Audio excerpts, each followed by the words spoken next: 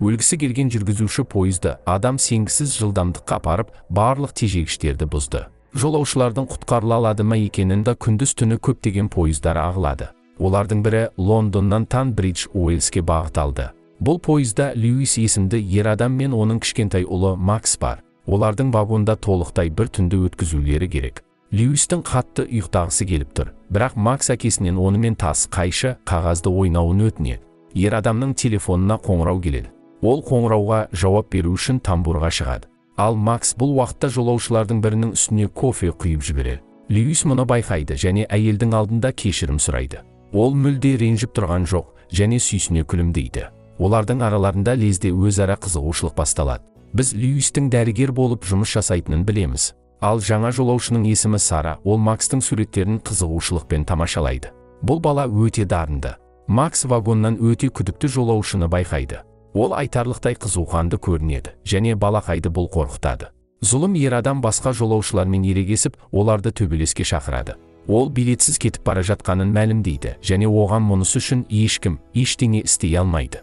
Вагоннан кондуктор пайда болып, басқа жолаушылардың билеттерін тексеруде. Ол Льюис, Сара мен Максты отбасы деп ойлап қалады, бірақ бала жауабына оның анасы мерт болғанын айтады. Пойыз станциялардың біріне аялдауға тоқтайды. Жолаушылардың бір бөлігі вагоннан шығып кетеді, солардың қатарында Сара да.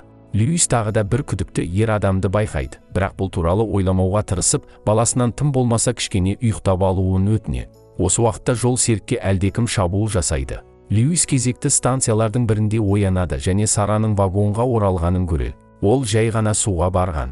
Әйел олардың бұл пойыздағы ең соңғы жолаушылар екенін айтады. Вагонда басқа ешкім жоқ, олар екеуі де соңғы станцияға бара жатыр. Сара жақында ғана жігітімен айырылысқанын мойындайды және Льюистен оған диагноз қоюын өтінеді. Не дегенмен ол дәрігер емес пе? Ер адам жаңа танысында жүрек мәселелері бар екенін айтады. Ол жауабына күлімдейді де, өзінің телефон нөмірін береді. Біздің кейіпкерлер тағы да біраз ұйықтап алуды шешеді. Льюис көздерін ашқанда тағы да бір жерге тоқтағандарын көреді. Біздің кейіпкер тежегіштермен бірдеңе жасап жатқан жарыққа шағылысқыш күртешедегі күдікті ер адамды байқайды. Пойыз қайта қозғала бастағанда Льюис рельстермен жорғалап бара жатқан тағы да бір ер адамды көреді. Льюис Сараны оятып, одан Максқа қарайлап тұруын өтінеді, ал өзі болса жолсерікті іздеуге шығады. Алайда ол еш жерде жоқ. Льюис жедел жәрдем қызметіне қоңырау шалады. Ол рельстен жаралы ер адамды көргенін хабарлап көмек сұрайды. Біздің кейіпкер кезекті күдікті ер адамды көреді. Оның купесі жолсеріктікінің қасында және ол да өзін айтарлықтай оғаш ұстауда. Льюис Сара мен Максқа оралып, оларға не көргені жайында баяндайды. Олар жолсерікті үшеулеп іздеуді шешеді. Жолаушылардың ешқайсылары оны әлдеқашаннан бері көрмепті. Пойыз Сараның түсуі керек станцияға келіп жетеді. Ол қоштасуға Льюисті сүйеді және осы сәтте біздің кейіпкерлер олардың пойыздары станцияға тоқтамағанын байқайды. Льюис істің анық-қанығын білу үшін жүргізушіге барғалы жатыр. Ол тағы да бір қарт әйел елейінен балаға қарап отыруын өтінеді. Ал өзі ішкі байланыс арқылы жүргізушімен байланысқалы жатыр. Жүргізуші оның үндемесіне жауап беріп, пойызда неше жолаушының қалғанын сұрайды. Льюис олардың 6 екенін айтады. Мұны естіген соң жүргізуші байланысты үзеді. Біздің кейіпкер жүргізушіге жетуге тырысып жатыр. Оған жолсеріктің қасындағы купеге жайғасқан әлгі ер адам жақындайды. Бұл ер адамның есімі Питер, және ол мәселенің неде екенін түсіне алар емес. Пойыз жылдамдықты арттыра түседі. Льюис дүрбелең салып төтенше тежегішті жұлқиды. Өкінішке орай соның өзінде ештеңе болмайды. Тежегіштер қирап қалған. Питер пойыз оның станциясынан өтіп кеткенін байқайды. Тек сонда ғана ол да дүрбелеңге беріле бастайды. Олардың қастарынан әлгі пойызда төбелес ұйымдастырмақ болған ер адам пайда болады. Оның есімі Ян. Льюис Янның жарыққа шағылысатын жейдені киіп алғанын байқайды. Бұл өте күдікті, бірақ жігіт лондондық метрода тазалаушы болып жұмыс жасайтынын айтады. Сондықтан осындай жейдені киеді екен. Ол пойыздан шықпаған және жаман ештеңе жасамаған. Ер адамдар тежегіштерді пойыздың жүргізушісі сындырды деп күмәнданады. Шамасы ол өзінде өзінің жолаушыларында пойызбен келесі өмірге бірақ апармақшы сияқты. Біздің кейіпкерлер пойыздың құйрығына қарай беттейді. Онда артқы қол тежегіші болуы керек. Адамдар пойыздың ақырғы станциядан өтіп кеткенін байқайды, бірақ құзғытуын жалғастыруда. Олар қосымша шыға берісті табады. Осы жүріп бара жатқан күйі секіріп көруге тырысу қажет. Бірақ бұл өте қауіпті, әсіресе әйелдер мен балаларға. Сара доңғалақ тәрізді қол тежегішін байқайды. Ер адамдар оны бұрап, пойызды тоқтатуға тырысуда. Пойыздың дөңгелегінің астынан ұшқындар шашырауда. Ол шынымен де тоқтай бастайды. Бірақ қуануға әлі ерте. Көп ұзамай пойыз қайта жылдамдықты арттырады. Жүргізуші бар күшімен газды басып жатқан сияқты. Пойыз сағатына 160 шақырыммен құзғытуда. Ер адамдар дүрбелеңге беріледі және төбелесе жаздайды. Өйткені олардың енді не істейтіндері туралы ортақ шешімге келе алмай жатыр. Олар тұрған вагон түтінге толады. Тежегіш енді жұмыс жасамайды. Біздің кейіпкерлер Лейн мен Макстың купесіне оралады. Қарт әйел олардың алдыларынан көп ұзамай темір жолды өткелдің пайда болатынын хабарлайды. Егер олар қандайда бір көлікке соқтығысса, рельстен шығып кетулері мүмкін. Льюис қорыққан Максты тынышталдыруға тырысып жатыр. Алдыдан қиылыс жол пайда болады. Пойыз жылдамдығын төмендетер емес. Темір жолдың бойына полицейлік автокөліктер жақындайды. Льюис Макстан отырып денесін тізесіне қысып еңкеуін өтінеді. Ал әрі қарай апат орын алады. Пойыздағы жолаушылар ғажайып түрде ауыр жарақат алмайды. Элейн жағдайының күрт нашарлап кеткенін сезеді. Апаттың салдарынан ода жүрек ұстамасы басталды. Льюис оны тірілтіп алуға тырысып жатыр, дегенмен жасанды демде жүрекке жанама массажда ешқандай нәтижесін бермейді. Оның сөмкесінде жүрекке арналған таблеткалар да жоқ. Пойызда дефибрилляторлар да жоқ. Сондықтан олар қарт әйелден айырылып қалады. Бастан өткерген күйзеліс ол үшін тым ауыр болды. Ян мен Льюис жүргізушінің кабинасына енуге тырысуда. Бұл үшін олар от сөндіргіштерді пайдаланады. Ер адамдар үлкен еңбек пен керемет талпыныстардың арқасында бірінші есікті бұзады, бірақ оның артында екіншісі бар. Ол екеуінің арасындағы тамбурден Ян мен Льюис күзетшінің денесін табады. Шамасы ессіз жүргізуші одан құтылуды жөн көрген сияқты. Екінші есікті бұзу қажет. Мәселенің бәрі ол тым берік бекітілген және оны қол жабдықтарымен ашу мүмкін емес.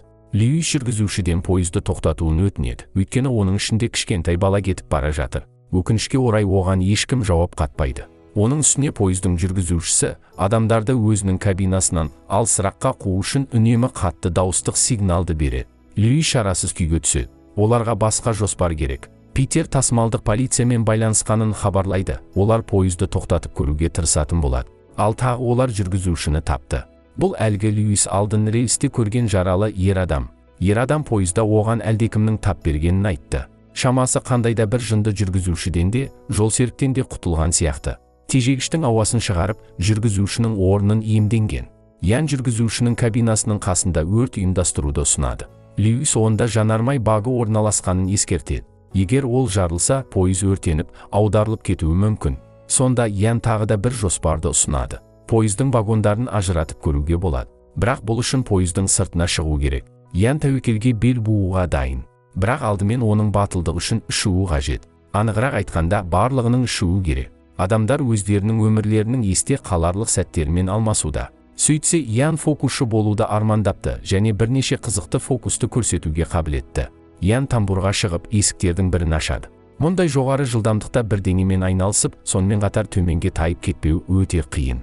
Жігіт вагондарды ажыратуға тырысуда, бірақ алдыдан тар туннель пайда болады. Пойыздың туннельге кіруіне 2 секунд қалғанда, Льюис Янды ішке сүйреп құтқарып үлгереді. Полиция пойызды тоқтату үшін жолға құмға толтырылған қапшықтарды қояды. Өкінішке орай пойызды тоқтатуға арналған бұл әдіс айтарлықтай жемісін бермейді. Пойыз әншейін бірнеше сәтке ғана тоқтайды және пойыздың тар туннельдің ішінде екеніне байланысты жолаушылардың ешқайсысы есікті аша алмай жатыр. Тек Макс қана өте алады, өйткені ол ең кішкентайы. Бірақ бала қатты қорқып, мұны жасаудан бас тартады. Пойыз тағы да жылдамдыққа ие болады. 10 минуттан соң бұл темір жол сызығы аяқталады және сонда өлімге апаратын апат болмақ. Льюис пойызда қалған соңғы өрт сөндіргіштерді, жанармай, газеттер мен киімдерді пайдалана отырып, жарылғышты жасайды. Өрт басталады. Адамдар еденге жатады. Жарылыс естіледі. Бұл жарылыс еден бөліктерін қиратып, вагондарды байланыстыратын муфтаға жол ашады. Льюис Сара мен Макстан пойыздың құйрығына баруларын өтінеді, ал өзі Янмен бірге муфтаны ажыратуға тырысуда. Питер ер адамды тоқтатып, олардан да артқы вагонға ауысуларын өтінеді. Бұл муфтаны оның өзі ажыратқысы келеді. Питер мен Льюис мұны ақыры іске асырады. Вагондар ажырайды. Питер олардың арасындағы тесікке ауып кетіп мерт болады. Ян, Сара мен Макс артқы вагонда қалады, ал Льюис жүргізушімен бірге әрі қарай тартады. Жанып жатқан вагондар қала маңындағы станциядан өтіп бара жатыр және мұны полицейлікте шарасыз күйде бақылапты. Ян мен Сара өздерінің вагондарын тоқтату үшін артқы қол тежегішті пайдаланады. Бірте-бірте олардың жылдамдығы төмендейді. Льюис пойыздан жанармайдың ағып жатқанын байқайды және ол өртенуін жалғасуда. Ер адам жүріп бара жатқан пойыздан секіре отырып, жарылыстан құтылады. Пойыздың қалдықтары ақыры сықырлай тоқтап, пойыздың фарлары мәңгілікке сөнеді. Сара Макс пен Иан Льюисті табады. Ол соққыдан есін жоғалтқан, бірақ бастысы ол аман қалды. Льюис өзіне келіп, өртке қай. Иан билетсіз жүргенін айтып әзілдейді. Ал демек өтемақы алмайды. Өртеніп жатқан пойыздың қалдықтарының үстінде полицейлік тікұшақ айналып жүр. Егер сіздің осындай ақша тапқыңыз келсе, менде керемет ұсыныс бар. Толығырақ білгіңіз келсе, тез арада осы бейненің үстін басыңыз. Онда мен әр көрерменімді жомарт сыйлықпен қуантқалы жатырмын. Өз мүмкіндігіңізді жібермеңіз.